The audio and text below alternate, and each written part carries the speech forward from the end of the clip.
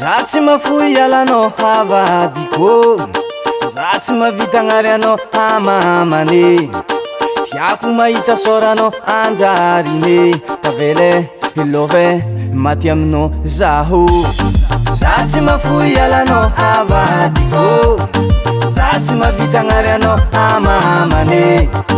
Tiako mahita soranao anjarine, tavele ilove maty aminao eky zaho. Mamany zanako tiako anao ataoko vadiko mandrakizay. Anao tegna tsy foky efa tsambelako mandende. Tsô azon'olo anao manjary marary foana e. Izy koa azonao atoro azy alagna jabibe. Nanenenako jiaby nataoko, filafila natao taminao. Amin'izao bebe za fa niova, manjary matoky anao. Izy koa rendrarendra efa tsy ataoko, koa amolava efa tsy ataoko, adiady efa tsy ataoko, agnajavady za zegny. Za tsy mafoy alanao havadiko, za tsy mavita agnary anao amamane. Tiako mahita soranao anjarine, tavele ilove maty aminao eky zaho.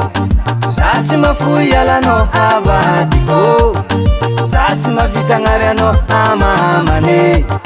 Tiako mahita soranao anjarine, tavele ilove maty aminao eky zaho.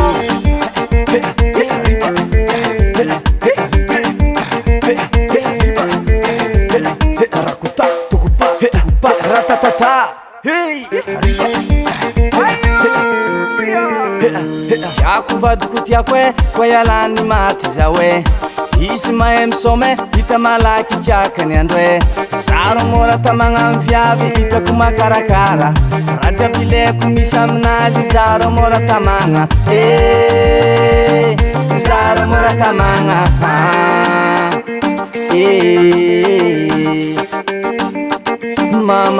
Mamane, tiako anao. Arô, za fa tsy aditry eky mamane. Anao raha tiako mare. Za tsy mafoy alanao havadiko, za tsy mavita agnary anao amamane. Tiako mahita soranao anjarine, tavele ilove maty aminao eky zaho. Za tsy mafoy alanao havadiko, za tsy mavita agnary anao amamane. Tiako mahita soranao anjarine, ilove maty aminao eky zaho. FL Studio.